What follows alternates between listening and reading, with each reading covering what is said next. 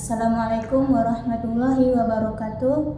Saya Makfira Aulia dengan NIM 2414010166. Di sini saya akan membahas tentang surah Ali Imran ayat 84 sampai 87. Pertama, saya akan membacakan surahnya. A'udzu billahi minasyaitonir rajim. Bismillahirrahmanirrahim.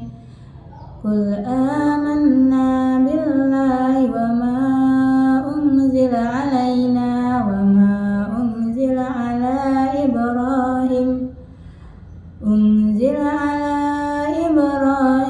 wa Ismail wa Ishaq wa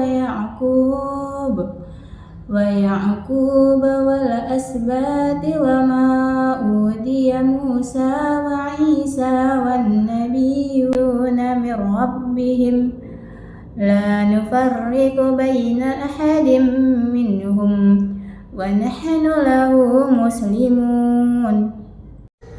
Wa man yabtaghi ghairal islami dinan falan yuqbala minhu wa huwa fil akhirati minal khasirin. Kaifa yahdillahu qauman kafaru ba'da imanihim wa shahidu anna ar-rasul haqqu wa ja'ahumul bayinat wallahu la yahdil qaumaz zalimin. Ulaika jazaohum anna alaihim la'natullahi wal malaikati wan nasi ajma'in. Shadaqallahul azim. Ayat ini berarti, katakanlah Nabi Muhammad, kami beriman kepada Allah dan pada apa yang diturunkan kepada kami dan yang diturunkan kepada Ibrahim, Ismail, Ishak, Ya'qub beserta anak cucunya, dan apa yang diberikan kepada Musa, Isa serta para nabi dari Tuhan mereka. Kami tidak membeda-bedakan seorang pun di antara mereka, dan hanya kepadanya kami berserah diri. Siapa yang mencari agama selain Islam, sekali-kali agamanya tidak akan diterima darinya, dan di akhirat dia termasuk orang-orang yang rugi.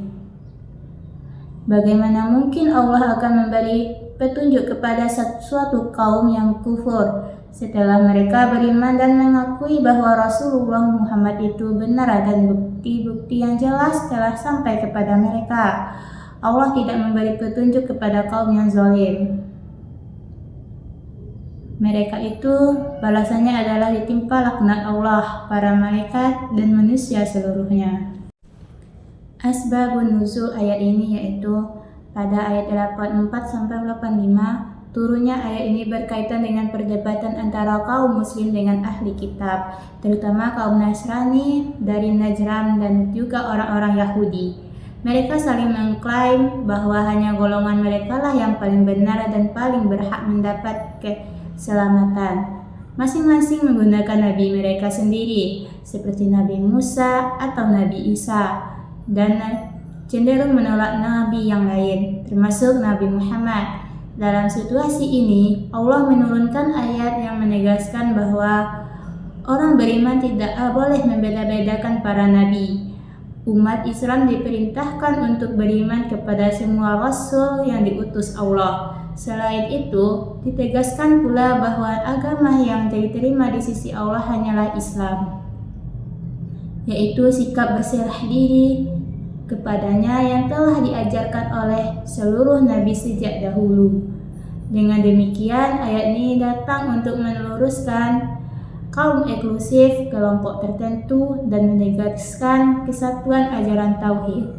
Sedangkan itu, pada ayat 86-87, turunnya berkaitan dengan orang-orang yang sebelumnya telah beriman, kemudian kembali kepada kekafiran setelah kebenaran menjadi jelas bagi mereka.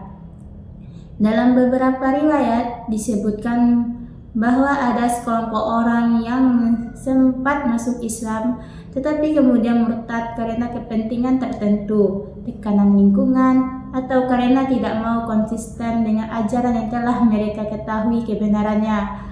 Ada juga yang mengetahui bahwa Nabi Muhammad adalah benar, namun tetap menolak dan berpaling. Maka Allah menurunkan ayat ini sebagai bentuk peringatan keras bahwa orang yang kembali kafir setelah beriman akan mendapat laknat dari Allah, malaikat, dan manusia. Ini menunjukkan bahwa penolakan terhadap kebenaran setelah ia dipahami dengan jelas merupakan bentuk kesalahan yang sangat besar.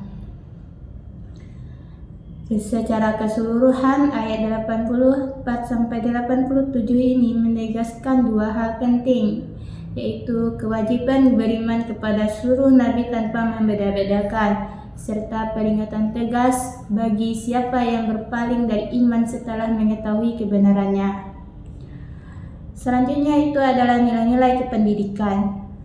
Ada beberapa nilai-nilai kependidikan yang terkandung dalam ayat ini. Yang pertama yaitu keimanan yang menyeluruh.